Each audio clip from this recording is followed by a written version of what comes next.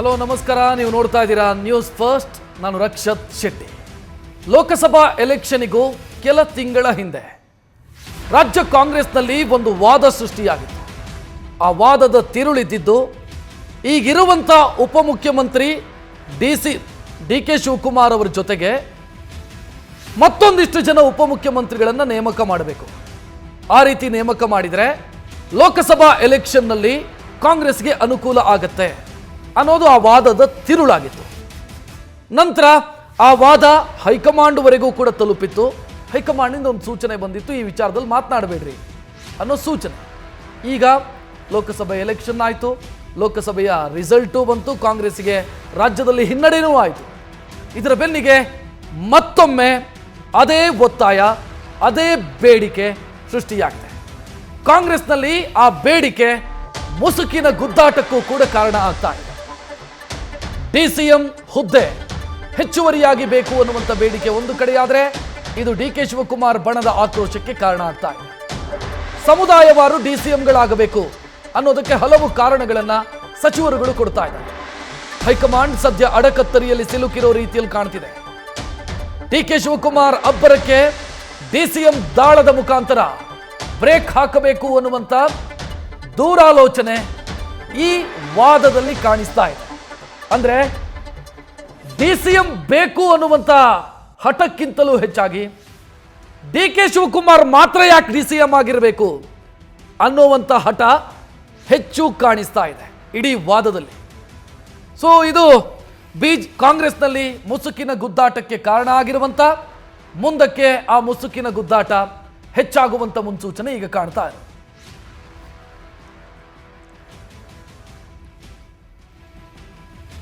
ಪದೇ ಪದೇ ಡಿಸಿಎಂ ದಾಳವನ್ನ ಉರುಳಿಸಲಾಗ್ತಾ ಇದೆ. ಈಗ ಮತ್ತೆ ಅದೇ ವಾದ, ಅದೇ ದಾಳ ರಿಪೀಟ್ ಆಗಿದೆ. ಹೆಚ್ಚುವರಿ ಡಿಸಿಎಂ ಹುದ್ದೆಗೆ ಒತ್ತಾಯ ಹೆಚ್ಚಾಗಿದೆ. ಈ ಬಾರಿಯೂ ಕೂಡ ಪ್ರಭಾವಿ ಮತ್ತು ಪ್ರಮುಖ ಸಚಿವರು ಹುದ್ದೆಗಾಗಿ ಬೇಡಿಕೆ ಇಟ್ಟಿದ್ದಾರೆ. ಅಂದರೆ ನನಗೆ ಕೊಡಿ ಅಂತ ಕೇಳ್ತಾ ಇಲ್ಲ, ಸಮುದಾಯಗಳಿಗೆ ಕೊಡಿ, ಅಥವಾ ಹೆಚ್ಚುವರಿಯಾಗಿ ಡಿಸಿಎಂ ಇದ್ರೆ ಒಳ್ಳೆಯದು ಅನ್ನೋ ಅಭಿಪ್ರಾಯವನ್ನು ಹೇಳ್ಕೊಡ್ತಾ ಇದ್ದಾರೆ. ಬಹಿರಂಗವಾಗಿ ಮಾತನಾಡಿದವರು ಕೆಲ ಸಚಿವರು, ಇನ್ನು ಆಫ್ ದಿ ರೆಕಾರ್ಡ್ ಮಾತನಾಡ್ತಾ ಇರೋರು ಇನ್ನೂ ಕೆಲವರು. ಅದ್ಯಾಕೆ ಅವರೊಬ್ಬರೇ ಆಗಿರಬೇಕು ಡಿಸಿಎಂ? ಉಳಿದವರಿಗೆ ಆ ಯೋಗ್ಯತೆ ಇಲ್ವಾ? ಉಳಿದವರಿಗೆ ಅವಕಾಶ ಕೊಟ್ಟರೆ ಏನು ತಪ್ಪು? ಕೊಟ್ಟರೆ ಪಕ್ಷ ಸಂಘಟನೆಗೆ ಒಳಿತಾಗತ್ತೆ. ಮುಂದಕ್ಕೆ ZPTP ಎಲೆಕ್ಷನ್ನು, BBMP ಎಲೆಕ್ಷನ್ನು, ಈ ರೀತಿ ಬೇರೆ ಬೇರೆ ಎಲೆಕ್ಷನ್ಗಳು ಬರೋದಕ್ಕಿದೆ, ಆಗ ಹೆಲ್ಪ್ ಆಗತ್ತೆ ಪಕ್ಷಕ್ಕೆ ಅನ್ನೋ ವಾದವನ್ನು ಆ ಸಚಿವರುಗಳು ಮುಂದಿಡ್ತಾ ಇದ್ದಾರೆ. ಸಮುದಾಯವಾರು ಡಿಸಿಎಂಗೆ ಇಟ್ಟಿರುವಂಥ ಬೇಡಿಕೆ ಪ್ರಜ್ಞಾಪೂರ್ವಕ ಬೇಡಿಕೆ. ಅಂದರೆ ಮಾತಿನ ಬರದಲ್ಲಿ ಕೇಳಿರೋದಲ್ಲ, ಕಾದು ಹೊಡೆಯೋದು ಅಂತ ಹೇಳ್ತಾರೆ. ಲೋಕಸಭೆಯ ರಿಸಲ್ಟ್ ಬಂದ ಕೂಡಲೇ ಈ ವಾದವನ್ನು ಮುನ್ನೆಲೆಗೆ ತರುವಂಥ ಪ್ರಯತ್ನಗಳಾಗ್ತಿದೆ. ಅದರಲ್ಲೂ ಮುಸ್ಲಿಂ ಸಮುದಾಯಕ್ಕೊಂದು, ದಲಿತ ಸಮುದಾಯಕ್ಕೊಂದು, ಲಿಂಗಾಯತರಿಗೆ ಮತ್ತೊಂದು, ಈ ರೀತಿ ಉಪಮುಖ್ಯಮಂತ್ರಿ ಸ್ಥಾನವನ್ನು ಕೊಡಬೇಕು. ಒಕ್ಕಲಿಗರಲ್ಲಿ ಈಗಾಗಲೇ ಡಿ ಕೆ ಶಿವಕುಮಾರ್ ಉಪಮುಖ್ಯಮಂತ್ರಿಯಾಗಿದ್ದಾರೆ. ಉಳಿದ ಕಮ್ಯುನಿಟಿಗಳಿಗೆ ಕೊಡಿ. ಕುರುಬರಲ್ಲಿ CM ಆಗೇ ಇದ್ದಾರೆ. ಸೊ ಉಳಿದ 3 ಕಮ್ಯುನಿಟಿಗಳಿಗೆ, ಮೇಜರ್ ಕಮ್ಯುನಿಟಿಗಳಿಗೆ ನೀವು ಉಪಮುಖ್ಯಮಂತ್ರಿ ಸ್ಥಾನ ಕೊಡಬೇಕು ಅನ್ನೋ ಒತ್ತಾಯ ಮತ್ತೆ ಶುರುವಾಗಿದೆ. KN ರಾಜಣ್ಣ ಈ ಹಿಂದೆಯೂ ಈ ವಿಚಾರದ ಬಗ್ಗೆ ಮಾತನಾಡಿದರು. ಜಮೀರ್ ಅಹಮದ್ ಖಾನು ಮಾತನಾಡಿದ್ದಾರೆ. ಈಗ KN ರಾಜಣ್ಣ ಮತ್ತೆ ಮಾತನಾಡಿದ್ದು, ಜಮೀರ್ ಅಹಮದ್ ಖಾನ್ ಮಾತನಾಡಿದ್ದು ಏನು ನೋಡೋಣ. ಯಾವಾಗಲೂ ಕೂಡ ಅಧಿಕಾರವನ್ನು ಹಂಚಿಕೊಂಡಾಗ ಎಲ್ಲ ಸಮುದಾಯಗಳಿಗೂ ಕೂಡ ಆ ಪಕ್ಷದ ಮೇಲೆ ಪ್ರೀತಿ ವಿಶ್ವಾಸ ಬರ್ತದೆ. ಸುಮ್ಮನೆ ಯಾರೋ ಕೆಲವೇ ಜನ ಅಧಿಕಾರ ಇಟ್ಕೊಂಡು ಬೇರೆಯವ್ರಿಗೆ ಅಧಿಕಾರ ಇಲ್ಲದೆ ಇದ್ದಾಗ ಆ ಪಕ್ಷದ ಬಗ್ಗೆ ಪ್ರೀತಿ ಆ ಜನರಲ್ಲಿ ಬರ್ತಕ್ಕಂಥದ್ದಕ್ಕೆ ಕಡಿಮೆ ಆಗ್ತದೆ. ಆ ದೃಷ್ಟಿಯಿಂದ ನಾನು ಪ್ರತಿಪಾದನೆ ಮಾಡಿದ್ದೆ. ಯಾರೆಲ್ಲ ಈಗ ಲಿಂಗಾಯತ ಸಮುದಾಯ ಇರ್ಬೋದು, SC/ST ಇರ್ಬೋದು, ಅಲ್ಪಸಂಖ್ಯಾತ ಸಮುದಾಯ ಇರ್ಬೋದು, ಈ ಸಮುದಾಯಗಳಿಗೆ ಒಬ್ಬರನ್ನ DCMಗಳನ್ನು ಮಾಡಬೇಕು. ಹಿಂದೆ BJPನವರು ಮಾಡಿದ್ರಂಥ ಉದಾಹರಣೆಗಳಿದ್ದಾವೆ. ಮತ್ತು DCM ಮಾಡಿದ ಕ್ಷಣಕ್ಕೆ ಏನು ಹೊಸದಾಗ ಅವ್ರಿಗೆ ಇನ್ನೇನು ಬೇರೆ ಯಾವುದೇ ಸೌಲಭ್ಯ ಇಲ್ಲ. ಕ್ಯಾಬಿನೆಟ್ ಮಂತ್ರಿಗೆ ಏನಿರ್ತದೋ ಅವ್ರಿಗೂ ಅಷ್ಟೇ ಇರ್ತಕ್ಕಂಥದ್ದು. ಆದರೂ ಒಂದು ಗೌರವ ಆ ಸಮುದಾಯದ ಜನರಲ್ಲಿ, ನಮ್ಮ ಸಮುದಾಯಕ್ಕೂ ಒಂದು ಪ್ರಾತಿನಿಧ್ಯ ದೊರೆತಿದೆ. ಆ ದೃಷ್ಟಿಯಲ್ಲಿ ನಮಗೂ ಕೂಡ ಒಂದು ಹೆಮ್ಮೆ ಅನಿಸುತ್ತೆ ಅಂತಕ್ಕಂಥದ್ದು. ಆದ್ದರಿಂದ ಅವರು ಆ ರೀತಿ ಆ ಜನರ ಪ್ರೀತಿ ನಮ್ಮ ಪಕ್ಷಕ್ಕೆ ಗಳಿಸ್ಕೊಡ್ಲಿಕ್ಕೆ ಇದು ಒಂದು ಉತ್ತಮವಾದಂತಹ ಸಾಧನ ಅಂತೇಳಿ ನಾನು DCM ಮಾಡಬೇಕು ಅಂತೇಳಿ ಸಲಹೆ ಮಾಡಿದ್ದೆ. ಆ ಒಂದು ಲೋಕಸಭಾ ಚುನಾವಣೆ ಹಿನ್ನೆಲೆಯಲ್ಲಿ ಅದಕ್ಕೆ ಚಾಲನೆ ಆಗಿರಲಿಲ್ಲ. ಈಗ ಮೊನ್ನೆ ಜಮೀರ್ ಅವರು ಹೇಳಿದ್ದಾರೆ, ಮತ್ತು ನಮ್ಮ ಸತೀಶ್ ಜಾರಕಿಹೊಳಿ ಅವರು ಹೇಳಿದ್ದಾರೆ, ನಾನು ಕೂಡ ಹೇಳಿದ್ದೀನಿ, ಮತ್ತು ಭಾಳಷ್ಟು ಜನ ಕ್ಯಾಬಿನೆಟ್ ಸಚಿವರು ಕೂಡ ಈ ಒಂದು ಅಭಿಪ್ರಾಯಕ್ಕೆ ಸಹಮತ ಇದೆ. ಅಂತಿಮವಾಗಿ ನಮ್ಮ ಕಾಂಗ್ರೆಸ್ ಪಕ್ಷದ ಹೈಕಮಾಂಡ್ ಏನು ನಿರ್ಣಯ ಮಾಡ್ತಾರೆ ಆ ನಿರ್ಣಯಕ್ಕೆ ನಾವೆಲ್ಲ ಬದ್ಧರು ಕೂಡ ಇರ್ತೇವೆ. ಇಲ್ಲ, ಮುಂಚೆಯಿಂದ ಎಲ್ಲರಿಗೂ ಅದು ಕೇಳೋದ್ರಲ್ಲಿ ತಪ್ಪೇನಿದೆ? ಅದು ಕೇಳೋ ತಪ್ಪೇನಿದೆ? ಎಲ್ಲರಿಗೂ ಒಂದು ಇದ್ದೇ ಇರ್ತದಲ್ಲ, ಅವರು ಸಮಾಜದಲ್ಲಿ ಎಲ್ಲರಿಗೂ ಉಪಮುಖ್ಯಮಂತ್ರಿ ಕೊಡಬೇಕಂತ ಬೇಡಿಕೆ ಇದೆ. ಅದ್ರಲ್ಲಿ ಕೇಳೋದ್ರಲ್ಲಿ ತಪ್ಪೇನಿಲ್ಲಲ್ಲ. ಮುಸ್ಲಿಂ ಎಲ್ಲ ಸಮಾಜದ್ದು ಬೇಡಿಕೆ ಇದೆ. ಮುಸ್ಲಿಂ ಸಮಾಜದ್ದು ಇದೆ, ಲಿಂಗಾಯತ ಸಮಾಜಕ್ಕೂ ಇದೆ, ಒಕ್ಕಲಿಗರ ಸಮಾಜದಲ್ಲಿ ನಮ್ಮ DK ಶಿವಕುಮಾರ್ ಸಾಹೇಬರು ಆಗಿದ್ದಾರೆ, SC ಸಮಾಜಕ್ಕೂ ಇದೆ, ಎಲ್ಲ ಸಮಾಜ ಕೇಳ್ತಾವ್ರೆ. ಕೇಳೋದ್ರಲ್ಲಿ ತಪ್ಪೇನಿದೆ? ಅದು ಮುಂದೆ ನಮ್ಮ ಪಕ್ಷ ಏನು ಹೈಕಮಾಂಡ್ ಪಕ್ಷ, ನಾವು ಬೇಡಿಕೆ ಕೇಳೋದ್ರಲ್ಲಿ ತಪ್ಪೇನಿಲ್ಲ. ಕೊಡೋರು ಯಾರು? ಹೈಕಮಾಂಡ್. ಈಗ ತೀರ್ಮಾನ ಮಾಡೋದು ಹೈಕಮಾಂಡ್. ತೀರ್ಮಾನಗಳು ಬೇಗ ಆಗದೆ ಹೋದ್ರೆ ಸಮುದಾಯಗಳಲ್ಲಿ ಅಸಮಾಧಾನ ಶುರುವಾಗುತ್ತೆ. ಯಾವುದು ಆಂತರಿಕ ಇದನ್ನು ಶುರುವಾಗುತ್ತೆ. ಯಾವುದಕ್ಕೆ? ಇಲ್ಲ, ಆ ಥರ ಏನಿಲ್ಲ. ಬೇಡಿಕೆ ಇಟ್ಟಿದ್ದೀವಿ. ಈಗ ನಮ್ಮ ಮಂತ್ರಿ ಕೆಲಸ ಮಾಡ್ತಾ ಇಲ್ವಾ? ಪ್ರಜ್ಞಾಪೂರ್ವಕವಾಗಿ ಈ ಬೇಡಿಕೆಯನ್ನ ಮುನ್ನೆಲೆಗೆ ತರುವಂಥ ಪ್ರಯತ್ನಗಳಾಗ್ತಿದೆ ಅನ್ನೋದು ಈ ಇಬ್ಬರ ಹೇಳಿಕೆಯಲ್ಲಿ ಸ್ಪಷ್ಟವಾಗಿ ಗೊತ್ತಾಗ್ತಾ ಇದೆ. ಅವರೊಂದಿಷ್ಟು ಕಾರಣಗಳನ್ನು ಕೊಡ್ತಾರೆ. ಬಟ್ DK ಟೀಮ್ ಇದಕ್ಕೆ ಆಕ್ಷೇಪವನ್ನು ವ್ಯಕ್ತಪಡಿಸ್ತಾ ಇದೆ. ಒಂದೆಡೆ ಉಪಮುಖ್ಯಮಂತ್ರಿಗಳ ಸಂಖ್ಯೆ ಹೆಚ್ಚಾಗಬೇಕು ಅನ್ನುವಂಥ ಬೇಡಿಕೆ, ಮತ್ತೊಂದೆಡೆ DKಶಿ ಟೀಮ್ ಗರಂ ಆಗಿದೆ. ಈ ಸಮುದಾಯವಾರು DCM ಕೊಡೋದು ಅನ್ನೋದೇ ಅರ್ಥಹೀನ ಬೇಡಿಕೆ ಅಂತ DK ಶಿವಕುಮಾರ್ ಪರ ಅವರ ಬೆಂಬಲಿಗರು ವಾದ ಮಂಡಿಸ್ತಾರೆ. ಯಾಕೆ ಅಂತಂದ್ರೆ DK ಶಿವಕುಮಾರ್ DCM ಆಗಿರೋದು ಸಮುದಾಯದ ಆಧಾರದ ಮೇಲಲ್ಲ. ಅಂದ್ರೆ ಒಕ್ಕಲಿಗರು ಅನ್ನೋ ಕಾರಣಕ್ಕಾಗಿ DK ಶಿವಕುಮಾರ್ ಅವರನ್ನ ಉಪಮುಖ್ಯಮಂತ್ರಿ ಮಾಡಿದ್ದಲ್ಲ. ಅವರು ಮುಖ್ಯಮಂತ್ರಿ ಆಗಬೇಕಿತ್ತು. KPCC ಅಧ್ಯಕ್ಷರಾಗಿ ಅವರು ಮುಖ್ಯಮಂತ್ರಿ ಆಗಬೇಕಿತ್ತು. ಅದು ಆಗಲಿಲ್ಲ ಅನ್ನೋ ಕಾರಣಕ್ಕಾಗಿ ಅವರನ್ನ ಉಪಮುಖ್ಯಮಂತ್ರಿ ಮಾಡಿರೋದು. ಒಕ್ಕಲಿಗ ಸಮುದಾಯಕ್ಕೆ ಸೇರಿದವರು DK ಶಿವಕುಮಾರ್ ಅನ್ನೋದು ಅಲ್ಲ ಅಲ್ಲಿ ಮಾನದಂಡ ಅಂತ ಹೇಳ್ತಾ ಇದ್ದಾರೆ.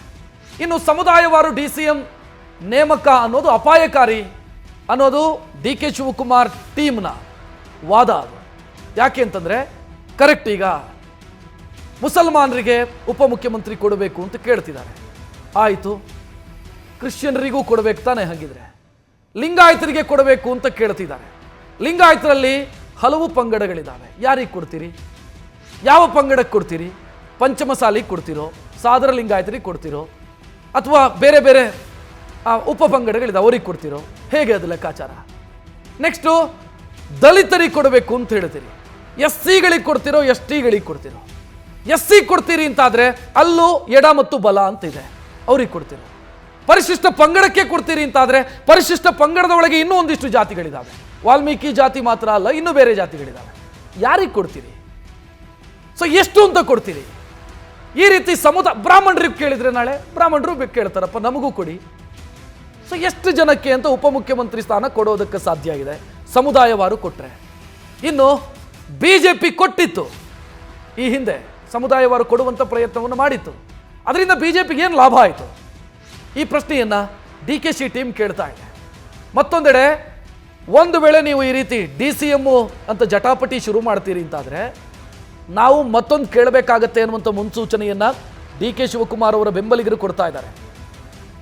DK ಶಿವಕುಮಾರ್ ಮುಖ್ಯಮಂತ್ರಿ ಆಗಲಿ ಅಂತ DK ಶಿವಕುಮಾರ್ ಅವರ ಪರಮಾಪ್ತ ಶಾಸಕ ಬಸವರಾಜ್ ಶಿವಗಂಗಾ ಮಾತನಾಡಿದ್ದಾರೆ. DK ಶಿವಕುಮಾರ್ CM ಆಗಲಿ, ಆಗ ನೀವು ನಿಮಗೆ ಬೇಕಾದವರನ್ನು ಉಪಮುಖ್ಯಮಂತ್ರಿ ಮಾಡಿಕೊಳ್ಳಿ. 8 ಜನರು 9 ಜನರನ್ನು 10 ಜನರನ್ನು ಉಪಮುಖ್ಯಮಂತ್ರಿ ಮಾಡಿಕೊಳ್ಳಿ. ಮುಖ್ಯಮಂತ್ರಿನೇ ಕೊಟ್ಟುಬಿಡಿ DK ಶಿವಕುಮಾರ್ ಅವರಿಗೆ ಅಂತ ಕೇಳ್ತಾ ಇದ್ದಾರೆ. DK ಆಪ್ತ ಬಳಗ ಈ ದಾಳವನ್ನು ಉರುಳಿಸಿದ್ದನ್ನು ನೋಡಿದರೆ ಈ ಹಗ್ಗ ಜಗ್ಗಾಟ ಮುಂದುವರಿಯುವಂಥ ಲಕ್ಷಣ ಕಾಣ್ತಾ ಇದೆ. ನಾನು ಆಗಲೇ ಹೇಳಿದೆ, ಬಸವರಾಜ್ ಶಿವಗಂಗಾ ಮತ್ತು DK ಶಿವಕುಮಾರ್ ಅವರ ಸಹೋದರ ಮಾಜಿ ಸಂಸದ DK ಸುರೇಶ್ ಇಬ್ಬರು ಮಾತನಾಡಿದ್ದಾರೆ, ನೋಡೋಣ.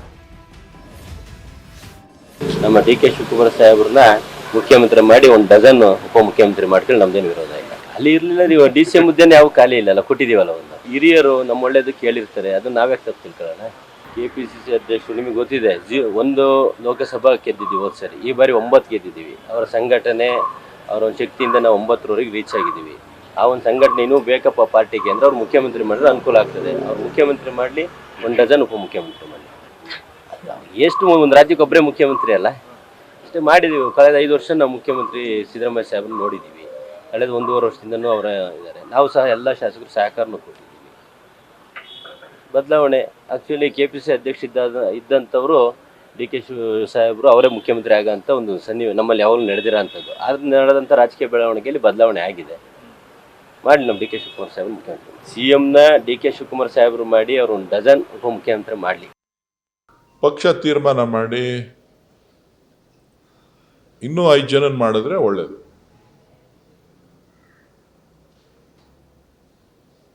DK ಶಿವಕುಮಾರ್ ಅವರು ದೆಹಲಿಯಲ್ಲಿ ಮಾತಾಡುವಾಗ CM DCM ಅದು ನನಗೆ ಮಾಹಿತಿ ಇಲ್ಲ. DK ಶಿವಕುಮಾರ್ ಅವ್ರ ವಿಚಾರ ಅಲ್ಲ ಇಲ್ಲಿ. 8 ಬಾರಿ ಗೆದ್ದಂಥ ರಾಮಲಿಂಗಾರೆಡ್ಡಿ ಅವರಿದ್ದಾರೆ. 8 ವರ್ಷಗಳ ಸುದೀರ್ಘ ಪಕ್ಷಾಧ್ಯಕ್ಷರಾದಂಥ ಪರಮೇಶ್ವರ್ ಅವರಿದ್ದಾರೆ. ಕಾರ್ಯಾಧ್ಯಕ್ಷರಾದಂಥ ಸತೀಶ್ ಜಾರಕಿಹೊಳಿ ಇದ್ದಾರೆ. ಮತ್ತೊಬ್ಬ ಕಾರ್ಯಾಧ್ಯಕ್ಷರಾಗಿ ಕೆಲಸ ಮಾಡಿದಂಥ ಈಶ್ವರ್ ಖಂಡ್ರೆ ಅವರಿದ್ದಾರೆ. ಪ್ರಚಾರ ಸಮಿತಿ ಆಗಿದ್ದಂಥ MB ಪಾಟೀಲ್ ಅವರಿದ್ದಾರೆ. ಸೊ ಮೈನಾರಿಟಿನಲ್ಲಿ ಪ್ರಬಲ ನಾಯಕರಾದಂಥ ಜಮೀರ್ ಅಹಮದ್ ಸಾಹೇಬ್ರಿದ್ದಾರೆ. ಸೊ ಇನ್ನೂ ಯಾರು ಇದ್ದರೂ ಒಕ್ಕಲಿಗ ಸಮುದಾಯದಲ್ಲಿ ಹಿರಿಯ ನಾಯಕರಾಗಿ ಕುಮಾರಸ್ವಾಮಿ ಇವರು ನಮ್ಮ ಕೃಷ್ಣ ಬೈರೇಗೌಡರಿದ್ದಾರೆ. DK ಸುರೇಶ್ ಅವರ ಅಸಮಾಧಾನವನ್ನು ಗಮನಿಸಿದ್ರಿ. ಅವರು ಮಾತನಾಡಿರೋದು ಕೊಡಿ ಅಂತಲ್ಲ, ಅದು ಅಸಮಾಧಾನದ ಮಾತುಗಳು ಸ್ಪಷ್ಟವಾಗಿ ಕಾಣ್ತಾ ಇದೆ. ಇದೆಲ್ಲದರ ಮಧ್ಯೆ ಮುಖ್ಯಮಂತ್ರಿ ಸಿದ್ದರಾಮಯ್ಯ ಈ ಬೆಳವಣಿಗೆಯ ಬಗ್ಗೆ ಅಡ್ಡಗೋಡೆ ಮೇಲೆ ದೀಪ ಇಟ್ಟಂಗೆ ಮಾತನಾಡಿದ್ದಾರೆ. ಹೆಚ್ಚುವರಿ DCMಗಾಗಿ ಕೂಗು ಕೇಳಿ ಬರ್ತಾ ಇದೆ. ಮುಖ್ಯಮಂತ್ರಿ ಸೇಫ್ ಗೇಮ್ ಆಡ್ದಂಗೆ ಕಾಣಿಸ್ತಾ ಇದೆ. ಹೈಕಮಾಂಡ್ ನಿರ್ಧರಿಸುತ್ತೆ ಅಂತ ಅಡ್ಡಗೋಡೆ ಮೇಲೆ ದೀಪ ಇಟ್ಟಿದ್ದಾರೆ. DCM ಬೇಡಿಕೆ ಇಟ್ಟವರೆಲ್ಲರೂ ಕೂಡ CM ಆಪ್ತ ವಲಯದಲ್ಲಿ ಗುರುತಿಸಿಕೊಂಡವರು. ಸೊ ಇದು ಈಗ ಬಹಳ ಆಸಕ್ತಿದಾಯಕ ಅಂತ ಅನಿಸ್ತಾ ಇರೋದು.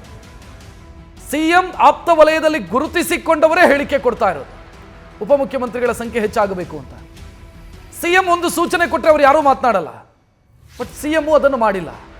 ಬದಲಾಗಿ ಹೈಕಮಾಂಡ್ ಡಿಸೈಡ್ ಮಾಡುತ್ತೆ ಅಂತ ಹೇಳಿದ್ದಾರೆ. ಅಂದರೆ ತಗೊಳತ್ತಾ, ತಗೋಬೇಕಾ, ತಗೊಳ್ಬಾರ್ದಾ, ಉಪಮುಖ್ಯಮಂತ್ರಿಗಳ ಸಂಖ್ಯೆ ಹೆಚ್ಚಾಗಬೇಕಾ, ಹೆಚ್ಚಾಗಬಾರ್ದಾ, ಒಬ್ಬರು ಸಾಕಾ, ಇನ್ನೊಂದು 4 ಜನ ಬೇಕಾ, ಇದು ಯಾವುದರ ಬಗ್ಗೆನೂ ಮಾತಾಡಿಲ್ಲ ಅವರು. ಅಥವಾ ಮಾತನಾಡ್ತಾ ಇರೋರನ್ನ ನಿಲ್ಲಿಸ್ರಪ್ಪ, ಮಾತನಾಡಬೇಡಿ ಅಂತಲೂ ಸೂಚನೆಯೂ ಕೊಟ್ಟಿಲ್ಲ. ಅವರು ಮಾತನಾಡ್ತಾನೆ ಇದ್ದಾರೆ. CM ಮಾತ್ರ ಹೈಕಮಾಂಡ್ ಕಡೆಗೆ ತೋರಿಸಿದ್ದಾರೆ, ಬೆರಳು ತೋರಿಸಿದ್ದಾರೆ. ಹೈಕಮಾಂಡ್ ನಿರ್ಧಾರ ಮಾಡುತ್ತೆ ಅಂತ ಹೇಳಿದ್ದಾರೆ. CM ಮಾತನಾಡಿದ್ದೇನು ನೋಡೋಣ.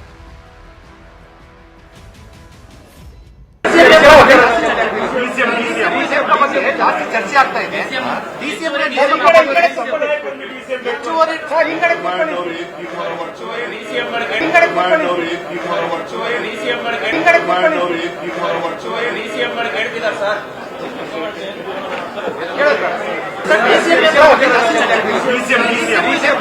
ಜಾಸ್ತಿ ಚರ್ಚೆ ಆಗ್ತಾ ಇದೆ.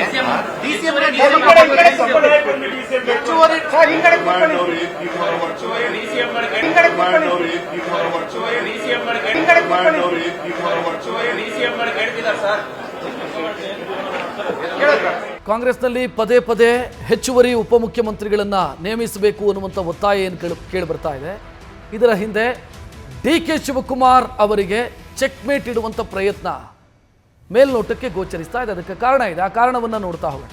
ಹೆಚ್ಚುವರಿ DCM ಕೂಗಿನ ಮೂಲಕ DKಗೆ ಚೆಕ್ಮೇಟ್ ಇಡುವಂಥ ರೀತಿ ಕಾಣ್ತಾ ಇದೆ. ಯಾಕಂತಂದರೆ ಕಾಂಗ್ರೆಸ್ ಸರ್ಕಾರ ಅಧಿಕಾರಕ್ಕೆ ಬಂದಾಗ ಸಿದ್ದರಾಮಯ್ಯವರು ಮುಖ್ಯಮಂತ್ರಿಯಾಗಿ ಪ್ರಮಾಣ ವಚನ ಸ್ವೀಕರಿಸಿದಂಥ ಸಂದರ್ಭದಲ್ಲಿ ದೆಹಲಿಯಲ್ಲೂ ಒಂದು ಒಪ್ಪಂದ ಆಗಿತ್ತು ಅಂತ ಹೇಳಲಾಗ್ತಾ ಇದೆ. ಆ ಒಪ್ಪಂದ ಇಬ್ಬರ ಮಧ್ಯೆ ಅಧಿಕಾರ ಹಸ್ತಾಂತರದ ಒಪ್ಪಂದ. ಈ ಅಧಿಕಾರ ಹಸ್ತಾಂತರದ ದಿನಗಳು ಸನಿಹವಾಗ್ತಾ ಇದ್ದಂತೆ ಹೊಸ ಹೊಸ ದಾಳಗಳು ಉರುಳ್ತಾ ಇದೆ. ಹೆಚ್ಚುವರಿ DCM ಅಸ್ತ್ರದ ಮೂಲಕ DKಶಿಗೆ CMఏ ಕೆಡ್ಡ ತೋಡ್ತಿದ್ದಾರಾ ಅನ್ನೋ ಪ್ರಶ್ನೆ. ಉಳಿದವರನ್ನ ಎತ್ತಿ ಕಟ್ಟಿ ತಮ್ಮ ಕುರ್ಚಿಯನ್ನು ಸೇಫ್ ಮಾಡೋ ತಂತ್ರ ಇದೆಯಾ ಇದರಲ್ಲಿ? ಅಂದರೆ ನಾನು ಮುಖ್ಯಮಂತ್ರಿಯಾಗಿದ್ದೀನಿ, ಉಪಮುಖ್ಯಮಂತ್ರಿಯಾಗಿ DK ಶಿವಕುಮಾರ್ ಇದ್ದಾರೆ. ನಾಳೆ ದಿನ ಅಧಿಕಾರ ಹಸ್ತಾಂತರದ ದಿನಗಳು ಹತ್ರ ಬಂದಂಥ ಸಂದರ್ಭದಲ್ಲಿ DK ಶಿವಕುಮಾರ್ ಅವರ ನಾಯಕತ್ವದ ಬಗ್ಗೆ ಪಕ್ಷದಲ್ಲೇ ಒಲವಿಲ್ಲ. ಪಕ್ಷದಲ್ಲೇ ಒಂದಿಷ್ಟು ಜನ ಸಚಿವರುಗಳಿಗೆ DK ಶಿವಕುಮಾರ್ ಅವರ ನಾಯಕತ್ವವನ್ನು ಒಪ್ಪಿಕೊಳ್ಳುವಂಥ ಮನಸ್ಸಿಲ್ಲ ಅನ್ನೋ ಸ್ಥಿತಿಯನ್ನು ಸೃಷ್ಟಿ ಮಾಡದಿದ್ರೆ ಹೈಕಮಾಂಡ್ ಡಿಸ್ಟರ್ಬ್ ಆಗುತ್ತೆ. ಈಗ ಇರೋದನ್ನು ಉಳಿಸ್ಕೊಂಡು ಹೋದರೆ ಸಾಕು ಅಂತ ಏನಾದರೂ ಹೈಕಮಾಂಡ್ ಯೋಚನೆ ಮಾಡಿದರೆ CM ಸಿದ್ದರಾಮಯ್ಯ ಅವರ ಕುರ್ಚಿ ಗಟ್ಟಿಯಾಗತ್ತೆ. ಈ ದೂರಾಲೋಚನೆ, ಆ ತಂತ್ರಗಾರಿಕೆ ಅಥವಾ ದೂರಾಲೋಚನೆಯ ತಂತ್ರಗಾರಿಕೆಯ ಭಾಗ DCM ಸ್ಥಾನ ಹೆಚ್ಚುವರಿಯಾಗಿ ಕೇಳೋದಾ ಅನ್ನೋ ಪ್ರಶ್ನೆ. ಹೈಕಮಾಂಡ್ ಮುಂದೆಯೂ ಕೂಡ ಇದೇ ಅಸ್ತ್ರವನ್ನು ಪ್ರಯೋಗ ಮಾಡೋದು. ಅಂದರೆ ನಾನು ಮುಖ್ಯಮಂತ್ರಿಯಾಗಿದ್ದಾಗ ಯಾರಿಗೂ ಕೂಡ ಸಮಸ್ಯೆ ಇಲ್ಲ, ಅಥವಾ ನಾನು ಮುಖ್ಯಮಂತ್ರಿಯಾಗಿ ಕಂಟಿನ್ಯೂ ಆಗೋದಕ್ಕೆ ಯಾರಿಂದಲೂ ಸಮಸ್ಯೆ ಇಲ್ಲ. DK ಶಿವಕುಮಾರ್ DCM ಆಗಿದ್ದಾಗಲೇ ಸಮಸ್ಯೆ ಇತ್ತು, ಇನ್ನು ಮುಖ್ಯಮಂತ್ರಿ ಆದಾಗ ಆ ಸಮಸ್ಯೆ ವಿಕೋಪಕ್ಕೆ ಹೋಗಬಹುದು, ಅದಕ್ಕಿಂತ ಈಗಿರೋದನ್ನು ಕಂಟಿನ್ಯೂ ಮಾಡೋದೇ ಒಳ್ಳೆಯದು ಅಂತ ಏನಾದರೂ ಹೈಕಮಾಂಡ್ ಯೋಚನೆಯನ್ನು ಮಾಡಿದರೆ DK ಶಿವಕುಮಾರ್ ಅವರಿಗೆ ಅವರ ಕನಸೇನಿದೆ, ಮುಖ್ಯಮಂತ್ರಿ ಆಗಬೇಕು ಅನ್ನುವಂಥ ಕನಸು, ಆ ಕನಸು ಕನಸಾಗೇ ಉಳಿಯುವಂಥ ಸಾಧ್ಯತೆಗಳಿದ್ದಾವೆ. ಇನ್ನು ಸದ್ಯದ ಪರಿಸ್ಥಿತಿಯಲ್ಲಿ ಸಿದ್ದು ಬಣವೇ ಕಾಂಗ್ರೆಸ್ನಲ್ಲಿ ಮೇಲುಗೈ ಸಾಧಿಸಿದ ರೀತಿಯಲ್ಲಿ ಕಾಣ್ತಿದೆ. ಯಾಕೆ ಅಂತಂದರೆ ಸದ್ಯ ಏನು ಲೋಕಸಭೆಯ ರಿಸಲ್ಟ್ ಬಂತು, ಆ ರಿಸಲ್ಟನ್ನು ನೀವು ನೋಡಿದರೂ ಕೂಡ ಸಿದ್ದರಾಮಯ್ಯ ಬಣ ಮೇಲುಗೈ ಸಾಧಿಸಿದೆ, ಅಥವಾ DK ಶಿವಕುಮಾರ್ ಬಣಕ್ಕಿಂತ ಹೆಚ್ಚಿನ ಕ್ಷೇತ್ರದಲ್ಲಿ ಸಿದ್ದರಾಮಯ್ಯ ಬಣ ಗೆದ್ದಿದೆ. ತನ್ನ ಸಹೋದರನನ್ನು ಕೂಡ ಗೆಲ್ಲಿಸಿಕೊಳ್ಳೋದಕ್ಕೆ DK ಶಿವಕುಮಾರ್ ಅವರಿಗೆ ಆಗಿಲ್ಲ. ಬೆಂಗಳೂರು ಗ್ರಾಮಾಂತರದಲ್ಲಿ ಆಪ್ತರನ್ನು ಗೆಲ್ಲಿಸಿಕೊಳ್ಳೋದಕ್ಕೆ, ಅದು ಲಕ್ಷ್ಮೀ ಹೆಬ್ಬಾಳ್ಕರ್ ಅವರ ಪುತ್ರ ಇರಬಹುದು, ಮಂಡ್ಯದ ಕ್ಯಾಂಡಿಡೇಟ್ ಇರಬಹುದು, ಇದೆಲ್ಲ DK ಶಿವಕುಮಾರ್ ಅವರೇ ಟಿಕೆಟ್ ಕೊಟ್ಟಿರುವಂಥ ಕ್ಯಾಂಡಿಡೇಟ್ಸ್, ಅವರು ಗೆಲ್ಲಿಲ್ಲ. ಈ ಕಡೆ ತನ್ನ ಆಪ್ತರನ್ನು ಗೆಲ್ಲಿಸಿಕೊಳ್ಳೋದಕ್ಕೆ ಸಿದ್ದರಾಮಯ್ಯ ಅವರಿಗೆ ಸಾಧ್ಯ ಆಗಿದೆ. ತಮ್ಮ ಆಪ್ತನ ಪುತ್ರ ಚಾಮರಾಜನಗರದಲ್ಲಿ ಗೆದ್ದಿದ್ದಾರೆ, ತಮ್ಮ ಆಪ್ತನ ಪುತ್ರಿ ಚಿಕ್ಕೋಡಿಯಲ್ಲಿ ಗೆದ್ದಿದ್ದಾರೆ. ಸೊ ಈ ರೀತಿ ಸಿದ್ದರಾಮಯ್ಯ ಅವರು ಯಾರಿಗೆ ಟಿಕೆಟ್ ಕೊಟ್ಟರು, ಅಥವಾ ಸಿದ್ದರಾಮಯ್ಯ ಕಾರಣಕ್ಕಾಗಿ ಯಾರಿಗೆ ಟಿಕೆಟ್ ಸಿಕ್ತೋ ಅವ್ರು ಗೆದ್ದಿದ್ದಾರೆ ಲೋಕಸಭೆಯಲ್ಲಿ. ಸಿದ್ದರಾಮಯ್ಯ ಅವರ ಕ್ಷೇತ್ರದಲ್ಲೂ ಕೂಡ ಕಾಂಗ್ರೆಸ್ ಗೆದ್ದಿದೆ. ಮೈಸೂರನ್ನು ಬಿಟ್ಟು ನಾವು ಚಾಮರಾಜನಗರ ಹೇಳ್ತೀವಿ, ಯಾಕಂದರೆ ಸಿದ್ದರಾಮಯ್ಯ ಅವರ ಕ್ಷೇತ್ರ ಟೆಕ್ನಿಕಲಿ ಬರೋದು ಚಾಮರಾಜನಗರಕ್ಕಾಗಿರೋದ್ರಿಂದ, ಅಥವಾ ವಿಧಾನಸಭೆ ಲೋಕಸಭೆಗೆ ಅಂತ ಬಂದಾಗ ಚಾಮರಾಜನಗರಕ್ಕೆ ಬರುತ್ತೆ ವರುಣ. ಸೊ ಅಲ್ಲಿಗೆ ಸಿದ್ದರಾಮಯ್ಯ ಲೋಕಸಭೆಯಲ್ಲಿ ಸಿದ್ದರಾಮಯ್ಯ ಆ್ಯಂಡ್ ಟೀಮ್ ಮೇಲುಗೈ ಸಾಧಿಸಿದೆ. DK ಶಿವಕುಮಾರ್ ತನ್ನ ಸಹೋದರನ್ನೂ ಗೆಲ್ಲಿಸ್ಕೊಳ್ಳೋದಕ್ಕಾಗಲಿಲ್ಲ, ತನ್ನ ಆಪ್ತರನ್ನೂ ಗೆಲ್ಲಿಸ್ಕೊಳ್ಳೋದಕ್ಕಾಗಲಿಲ್ಲ. ಇದು ಹೈಕಮಾಂಡ್ ನಾಳೆಯ ದಿನ ಅಧಿಕಾರ ಹಂಚಿಕೆಯ ವಿಚಾರ ಬಂದಾಗ ಯಾರು ಲೀಡರು, ಯಾರ ನಾಯಕತ್ವದಿಂದಾಗಿ ಕಾಂಗ್ರೆಸ್ಸಿಗೆ ಹೆಚ್ಚಿನ ಶಕ್ತಿ ಬರುತ್ತೆ ಅಂತ ಯೋಚನೆ ಮಾಡೇ ಮಾಡುತ್ತೆ. ಸೊ ಈ ಸಿಚುವೇಶನ್ನಲ್ಲಿ, ಈ ಪರಿಸ್ಥಿತಿಯಲ್ಲಿ ಸಿದ್ದರಾಮಯ್ಯ ಬಣ ಮೇಲುಗೈ ಸಾಧಿಸ್ತಾ ಇದೆ ಅನ್ನೋದು ಗೊತ್ತಾಗ್ತಾ ಇದೆ. ಹೆಚ್ಚಿನ ವಿಶ್ಲೇಷಣೆಗೆ ನಮ್ಮ ಜೊತೆಗೆ ಹಿರಿಯ ಪತ್ರಕರ್ತ PV ಶಿವಶಂಕರ್ ನೇರ ಸಂಪರ್ಕದಲ್ಲಿ. ಸರ್ ನಮಸ್ತೆ. ಸರ್, ಈಗ ಈ DCM ಸ್ಥಾನ ಪಡ್ಕೊಳ್ಬೇಕು ಅಂತ ಕೇಳ್ತಾ ಇರೋದಾ, ಅಥವಾ ಅವರೊಬ್ಬರೇ ಯಾಕೆ ಅನ್ನುವಂಥ ಹಠದ ಕಾರಣಕ್ಕಾಗಿ ಕೇಳ್ತಾ ಇರೋದಾ? ರಕ್ಷಿತ್, ಮೊದಲನೇದಾಗಿ ನಾವು ಈ ಸಂವಿಧಾನದ ಆರ್ಟಿಕಲ್ 75 ಅದನ್ನು ಗಮನಿಸೋದಾದ್ರೆ, article 75 of constitution of India, ಅದು ಈ ಪ್ರೈಮ್ ಮಿನಿಸ್ಟರ್ ಮತ್ತು ಇದು ಕೌನ್ಸಿಲ್ ಆಫ್ ಮಿನಿಸ್ಟರ್ಸ್ ಅದು ಎಕ್ಸ್ಪ್ಲೈನ್ ಮಾಡುತ್ತೆ ಅದು ಹೇಗೆ ಅಂತ. ಅದನ್ನೇ ನಾವು ರಾಜ್ಯಕ್ಕೆ ಚೀಫ್ ಮಿನಿಸ್ಟರ್ ಮತ್ತೆ ಮಂತ್ರಿ ಪರಿಷತ್ತು ಅಂತ ನಾವೇನು ಹೇಳ್ತೀವಿ, ಅಂದ್ರೆ ಕ್ಯಾಬಿನೆಟ್ ದರ್ಜೆಯ ಮಂತ್ರಿಗಳು ಮತ್ತೆ ಸ್ಟೇಟ್ ದರ್ಜೆಯ ಮಂತ್ರಿಗಳು ಎಲ್ಲರೂ ಸೇರಿಸ್ಕೊಂಡ್ರೆ ಅದು ಮಂತ್ರಿ ಪರಿಷತ್ತು ಅಂತ ಆಗುತ್ತೆ, ಕೌನ್ಸಿಲ್ ಆಫ್ ಮಿನಿಸ್ಟರ್ಸ್. ಅದರ ನೇಮಕದ ಬಗ್ಗೆ ಮಾತಾಡುತ್ತೆ. ಅದನ್ನ ಮಾತಾಡುವಾಗ ಎಲ್ಲೂ ಕೂಡ ಈ ಡೆಪ್ಯೂಟಿ ಪ್ರೈಮ್ ಮಿನಿಸ್ಟರ್ ಅಂತ ಇಲ್ಲ, ಎಲ್ಲೂ ಡೆಪ್ಯೂಟಿ ಚೀಫ್ ಮಿನಿಸ್ಟರ್ ಅಂತಿಲ್ಲ. ಅಂದ್ರೆ DCM ಪೋಸ್ಟ್ ಅನ್ನೋದು ಕಾನ್ಸ್ಟಿಟ್ಯೂಷನ್ ಅಲ್ಲಿ ಎಲ್ಲೂ ಮೆನ್ಷನ್ ಆಗಿಲ್ಲ. ಹಾಗಂತ ಆ ಡೆಪ್ಯೂಟಿ ಚೀಫ್ ಮಿನಿಸ್ಟರ್ನ ನೀವು ನೇಮಕ ಮಾಡಿದ್ರೆ ಅದು ಅನ್ಕಾನ್ಸ್ಟಿಟ್ಯೂಷನಲ್ ಕೂಡ ಅಲ್ಲ. ಆದರೆ ಈ ಸುಪ್ರೀಂ ಕೋರ್ಟ್ 1990 ಒಂದು ಕೇಸಿನ ತೀರ್ಪಿನಲ್ಲಿ ಈ ತರ ಹೇಳುತ್ತೆ, ಅಂದ್ರೆ DCM ಆಗ್ಲಿ ಡೆಪ್ಯೂಟಿ ಪ್ರೈಮ್ ಮಿನಿಸ್ಟರ್ ಆಗ್ಲಿ, ಆ post it is equal to that of any ministers ಅಂತ. ಅಂದ್ರೆ DCM ಅಂದ್ರೆ ಅನದರ್ ಮಿನಿಸ್ಟರ್ ಅಷ್ಟೇನೆ. ಆದರೆ ಒಂದು ಇನ್ಫಾರ್ಮಲ್ ಆರ್ಡರ್ ಅಂದ್ರೆ ಒಂದು ಹೈರಾರ್ಕಿಯಲ್ಲಿ ಅಂತ ಬಂದಾಗ ಚೀಫ್ ಮಿನಿಸ್ಟರ್ ಅಂದ್ರೆ ಯಾರು ಅಂದ್ರೆ ಲೆಜಿಸ್ಲೇಚರ್ ಪಾರ್ಟಿಯ ಲೀಡರ್, ಅಂದ್ರೆ ಶಾಸಕಾಂಗ ಪಕ್ಷದ ನಾಯಕ. ಕಾಂಗ್ರೆಸ್ಗೆ ಶಾಸಕಾಂಗ ಪಕ್ಷ ಅಂದ್ರೆ ಆಡಳಿತ ಪಕ್ಷಕ್ಕೆ ಒಂದು ಶಾಸಕಾಂಗ ಪಕ್ಷ ಅಂತ ಇರುತ್ತೆ. ಶಾಸಕಾಂಗ ಪಕ್ಷ ಅಂದ್ರೆ ಏನು? ಶಾಸಕರ ಟೀಮ್, ಶಾಸಕರ ಒಂದು ಟೀಮ್, ಅದು ಅದರ ಲೀಡರ್ ಯಾರು ಅಂದ್ರೆ ಶಾಸಕಾಂಗ ಪಕ್ಷದ ನಾಯಕ. ಆ ಆಡಳಿತ ಪಕ್ಷದ ಶಾಸಕರ ಟೀಮು ಈ ವ್ಯಕ್ತಿ ನಮ್ಮ ನಾಯಕ ಅಂತ ಆರಿಸ್ಕೊಳ್ತಾರೆ. ಅದು ಆ ವ್ಯಕ್ತಿ ಶಾಸಕಾಂಗ ಪಕ್ಷದ ನಾಯಕ ಆಗ್ತಾನೆ. ಆ ಶಾಸಕಾಂಗ ಪಕ್ಷದ ನಾಯಕನೇ ಚೀಫ್ ಮಿನಿಸ್ಟರ್. ಆ ಚೀಫ್ ಮಿನಿಸ್ಟರ್ ಏನ್ ಮಾಡ್ತಾರೆ ಅಂತಂದ್ರೆ ಅಂದ್ರೆ ಕ್ಯಾಬಿನೆಟ್ ಅಂದ್ರೆ ಸಚಿವ ಸಂಪುಟಕ್ಕೆ ಬೇಕಾದಂತವ್ರನ್ನ ಆರಿಸ್ಕೊಳ್ತಾರೆ. ಆರಿಸ್ಕೊಂಡು ಇದು ಗವರ್ನರ್ಗೆ ರೆಕಮೆಂಡೇಶನ್ ಕಳಿಸ್ತಾರೆ. ಗವರ್ನರ್ ಅದನ್ನ ಅಪ್ರೂವ್ ಮಾಡ್ತಾರೆ. ಹೀಗೆ ಮಂತ್ರಿಗಳು ನೇಮಕ ಆಗ್ತಾರೆ. ಮಂತ್ರಿಗಳು ನೇಮಕ ಆಗುವಾಗ ಇನ್ಫಾರ್ಮಲ್ ಆಗಿ ಚೀಫ್ ಮಿನಿಸ್ಟರ್ ಬಿಟ್ರೆ ಸೆಕೆಂಡ್ ಯಾರು ಅಂದ್ರೆ ಈ ಸಂಪುಟದಲ್ಲೂ ಕೂಡ ಸಂಪುಟದ ಸಭೆ ಸೈಜ್ಗೂ ಕೂಡ ಗಾತ್ರಕ್ಕೂ ಕೂಡ ಒಂದು ಮಿತಿ ಇದೆಯಲ್ಲ. ಉದಾಹರಣೆಗೆ ನಮ್ಮ ಇದು ಅಸೆಂಬ್ಲಿನಲ್ಲಿ 34 ಜನ ಮಿನಿಸ್ಟರ್ಗಳು ಇರಬಹುದು. ಅಂದ್ರೆ ವಿಧಾನಸಭೆಯ ಏನು ಸ್ಟ್ರೆಂತ್ ಏನಿದೆ 224, ಅದರ 15% ಮಂತ್ರಿ ಪರಿಷತ್ ಇರಬಹುದು ಅಂತ. ಅಂದ್ರೆ 34 ಜನ ಮಿನಿಸ್ಟರ್ಸ್ ಇರಬಹುದು, ಮುಖ್ಯಮಂತ್ರಿನೂ ಸೇರಿ. ಆ 34 ಜನ ಇದು ಮಂತ್ರಿಗಳ ಪೈಕಿ ಅದ್ರ ಸಚಿವ ಸಂಪುಟದ ಪೈಕಿ ಒಂದು ಹೈರಾರ್ಕಿ ಅಂತ ಬಂದ್ರೆ ಫಸ್ಟ್ ಅಮಾಂಗ್ ಈಕ್ವಲ್ಸ್ ಅಂತ ಹೇಳ್ತಾರೆ. First among equals is CM. ಇನ್ ಮಿಕ್ಕವರೆಲ್ಲ ಮಂತ್ರಿಗಳನ್ನೇ. ಆದರೆ ಹೈರಾರ್ಕಿ ಪ್ರಕಾರ, ಇನ್ಫಾರ್ಮಲ್ ಹೈರಾರ್ಕಿ ಪ್ರಕಾರ ಚೀಫ್ ಮಿನಿಸ್ಟರ್ ಬಿಟ್ರೆ ಸೆಕೆಂಡ್ ಯಾರು ಅಂದ್ರೆ ಯಾರನ್ನ DCM ಡೆಪ್ಯೂಟಿ ಚೀಫ್ ಮಿನಿಸ್ಟರ್ ಅಂತ ಡೆಸಿಗ್ನೇಟ್ ಮಾಡಿರ್ತಾರೋ ಅವ್ರು ಸೆಕೆಂಡ್ ಅಂತ ಆಗುತ್ತೆ. ಇಷ್ಟು ಬಿಟ್ರೆ ಈ ಡೆಪ್ಯೂಟಿ ಚೀಫ್ ಮಿನಿಸ್ಟರ್ ಅನ್ನೋದಕ್ಕೆ ಯಾವ ಸಿಗ್ನಿಫಿಕೆನ್ಸು ಇಲ್ಲ. ಅಂದ್ರೆ ಕಾನ್ಸ್ಟಿಟ್ಯೂಷನ್ ಅಲ್ಲಿ ಇದು ಮೆನ್ಷನ್ನೇ ಆಗಿಲ್ಲ. ಅಂದ ಮಾತ್ರಕ್ಕೆ ಡೆಪ್ಯೂಟಿ ಚೀಫ್ ಮಿನಿಸ್ಟರ್ ಅಂತ ನೇಮಕ ಮಾಡಿದ್ರೆ ಯಾರನ್ನಾದ್ರೂ ಅದು ಅಸಂವಿಧಾನಿಕ ಕೂಡ ಅಲ್ಲ. ಹೀಗಿರುವಾಗ ಕರ್ನಾಟಕದಲ್ಲಿ ಚೀಫ್ ಮಿನಿಸ್ಟರ್ ಸಿದ್ದರಾಮಯ್ಯ ಇದ್ದಾರೆ, deputy chief minister DK Shivakumar ಇದ್ದಾರೆ. ಇದೆಲ್ಲ ಹಳೆ ವಿಷಯನೇ. ಒಂದು ವರ್ಷದಿಂದ ಇದ್ರ ಬಗ್ಗೆ ನಾವು ಮಾತಾಡ್ತಾನೆ ಇದ್ದೀವಿ. ಏನು ಅಂತಂದ್ರೆ 2023 ವಿಧಾನಸಭೆ ಚುನಾವಣೆ ನಡೆದಾಗ ಅದು ಒಂದು ಸಾಮೂಹಿಕ ನಾಯಕತ್ವದಲ್ಲಿ ಕಾಂಗ್ರೆಸ್ ಚುನಾವಣೆಗೆ ಹೋಯ್ತು. ಅಲ್ಲಿ KPCC ಪ್ರೆಸಿಡೆಂಟ್ ಆಗಿದ್ದಂತಹ DK ಶಿವಕುಮಾರ್ ಅವರಿಗೆ ಒಂದು ಕ್ರೆಡಿಟ್ ಹೋಗುತ್ತೆ. ಏನಂತಂದ್ರೆ ಅವರು 2020 ಮಾರ್ಚ್ ರಲ್ಲಿ KPCC ಪ್ರೆಸಿಡೆಂಟ್ ಆಗಿ ಅಧಿಕಾರವನ್ನ ಅಥವಾ ಅಂದ್ರೆ ಜವಾಬ್ದಾರಿಯನ್ನ ತಗೊಂಡ್ರು. ಅವಾಗ ಕಾಂಗ್ರೆಸ್ ಪರಿಸ್ಥಿತಿ ಇಷ್ಟು ಉತ್ತಮವಾಗಿರ್ಲಿಲ್ಲ. ದಿನೇಶ್ ಗುಂಡೂರಾವ್ ಆವಾಗ ಅಧ್ಯಕ್ಷರಾಗಿದ್ರು. ಒಂದು ಮಾತು ಹೇಳಿದ್ರು, ನನಗೆ ಈ ಕಚೇರಿಯನ್ನ ಇದನ್ನು ಮ್ಯಾನೇಜ್ ಮಾಡಕ್ ಕೂಡ ಹಣ ಬರ್ತಾ ಇಲ್ಲ. ಒಂದು 5 ರಿಂದ 10 ಲಕ್ಷ ರೂಪಾಯಿ ಬೇಕು ಒಂದು ತಿಂಗಳಿಗೆ ಆಫೀಸ್ ಮ್ಯಾನೇಜ್ ಮಾಡೋದಕ್ಕೆ ಅಂತ. ಅಷ್ಟು ಕೂಡ ಆಗ್ತಾ ಇಲ್ಲ ಅಂತ ಒಂದು ಪರಿಸ್ಥಿತಿನಲ್ಲಿ, ಅಂತ ಒಂದು ಕೆಟ್ಟ ಪರಿಸ್ಥಿತಿನಲ್ಲಿ ಇವರು DK ಶಿವಕುಮಾರ್ ಜವಾಬ್ದಾರಿಯನ್ನ ತಗೋತಾರೆ. ಆಮೇಲೆ ಪಕ್ಷವನ್ನ ಬೆಳೆಸ್ತಾರೆ. ಪಕ್ಷ ಗೆದ್ದು ಬರುತ್ತೆ, 134 ಸೀಟ್ ಬರುತ್ತೆ.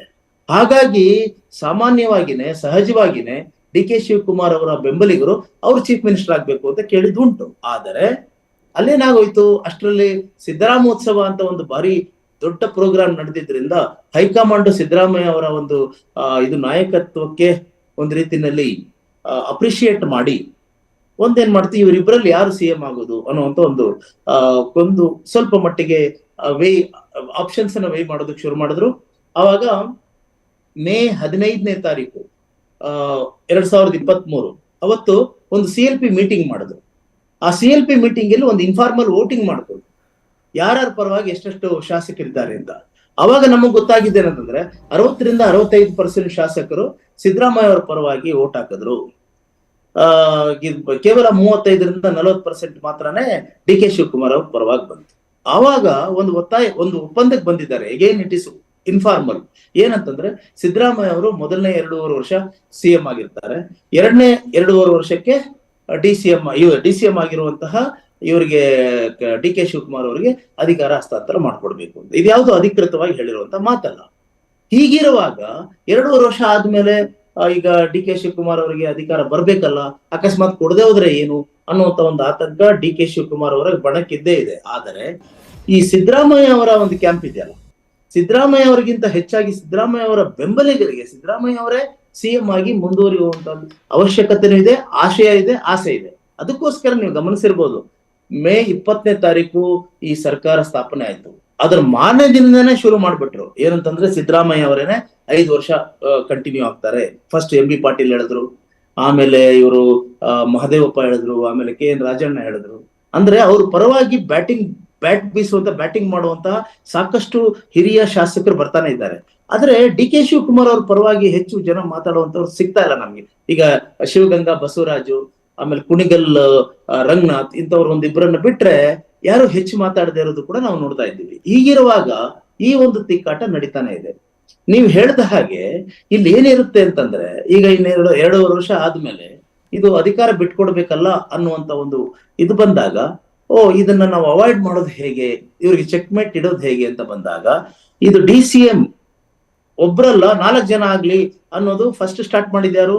ಸತೀಶ್ ಜಾರಕಿಹೊಳಿ ಅವರು, ಆಮೇಲೆ KN ರಾಜಣ್ಣ ಅವರು, ಅವರೆಲ್ಲ ಹೋಗಿ ಪರಮೇಶ್ವರ್ ಅವರು ಎಲ್ಲ ಬಿಟ್ಟು, ಪರಮೇಶ್ವರರು ಸಿದ್ದರಾಮಯ್ಯ ಅವರಿಗೆ ವಿರೋಧಿ ಅಂತ ಆಗಿತ್ತು 2013ರ ಒಂದು ಚುನಾವಣೆ ನಂತರ. ಈಗ ಅವರು ಕೂಡ ಸಿದ್ದರಾಮಯ್ಯ ಒಂದು ಹಂತದಲ್ಲಿ ದಲಿತರು ಯಾಕೆ CM ಆಗ್ಬಾರ್ದು, ಪರಮೇಶ್ವರ್ CM ಆಗ್ಲಿ ಅನ್ನೋರ್ಗೂ ಬಂದಿದೆ. ಇದೆಲ್ಲ ರಾಜಕೀಯ ಮೇಲಾಟಗಳು, ರಾಜಕೀಯ ಬದಲಾಗ್ತಾ ಇರುವಂತ ರಾಜಕೀಯ ಈಕ್ವೇಶನ್ಗಳು. ಅದ್ರ ಜೊತೆಗೆ ಇನ್ನೊಂದು ಆಗಿದೆ, ಈ DK ಶಿವಕುಮಾರ್ ಅವರಿಗೆ ಬರೀ DCM ಅಷ್ಟೇ ಅಲ್ಲ, KPCC ಪ್ರೆಸಿಡೆಂಟ್ ಅವ್ರದ್ದು 3 ವರ್ಷ ಆಯ್ತು, ಅವರೇ ಯಾಕೆ ಮುಂದುವರಿಬೇಕು, ಹೊಸ ಅಧ್ಯಕ್ಷರಾಗ್ಲಿ ಅಂತ ಇದೇ KN ರಾಜಣ್ಣ ಹೇಳಿದ್ರು.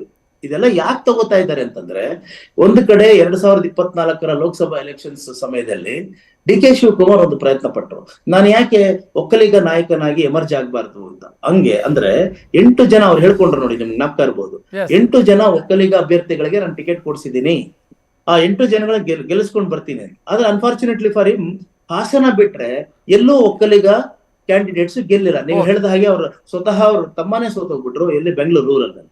ಅಲ್ಲಿಂದ ಅವ್ರ ಪೊಸಿಷನ್ ವೀಕ್ ಆದ ಹಾಗೆ ಕಾಣಿಸುತ್ತೆ. ಸೊ ಹಾಗಾಗಿ ಇವ್ರ ಧ್ವನಿ ಹೆಚ್ಚಾಗಿದೆ. ಅಟ್ ದ ಸೇಮ್ ಟೈಮ್ ಇವರು ಕೌಂಟರ್ ಮಾಡ್ಬೇಕು ಅಂತ ಇದ್ ಮಾಡ್ತಾರೆ. ನಿನ್ನೆ ಇವತ್ತು ಎಲ್ಲ ಮಾತಾಡಿದ್ದಾರೆ ಸಿದ್ದರಾಮಯ್ಯ, ಯಾರು DK ಶಿವಕುಮಾರ್ ಅವರು. ಸೊ ಈ ತಿಕ್ಕಾಟ, ಈ ಸಂಘರ್ಷ ಇನ್ನು ಸ್ವಲ್ಪ ಕಾಲ ಮುಂದುವರಿಯುತ್ತೆ ಅಂತ ಕಾಣುತ್ತೆ. Yes sir, thank you news first ಜೊತೆಗೆ ಮಾತನಾಡಿದ್ದಕ್ಕೆ. ಇದು ಈವರೆಗಿನ ಪ್ರಮುಖ ಸುದ್ದಿ. ಕ್ಷಣ ಕ್ಷಣದ ಮಾಹಿತಿಗಾಗಿ ನೋಡ್ತಾ ಇರಿ ನ್ಯೂಸ್ ಫಸ್ಟ್, ನಿರ್ಭೀತಿಯಿಂದ ನಿಮ್ಮ ಪರವಾಗಿ.